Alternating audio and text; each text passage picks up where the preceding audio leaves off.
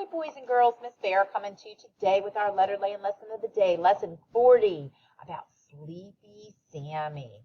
Now we all know Sammy's snake, and he makes the sound at the beginning of words and at the end of words. But did you know that sometimes we see Sleepy Sammy? Do you see those Z's?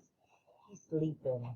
And when he sleeps, he says the Z sound, just like zigzag zebra at the end of some words, like please and she's and eyes.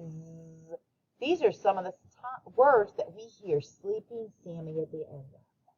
All right, I want you to say Sleepy Sammy sound. That's the sound Z. Say it with me. Z. All righty.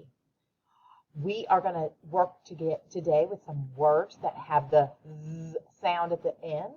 So make sure you're listening and paying close attention to if it's a S at the end with Sammy Snake or Z at the end with a Sleepy Sammy.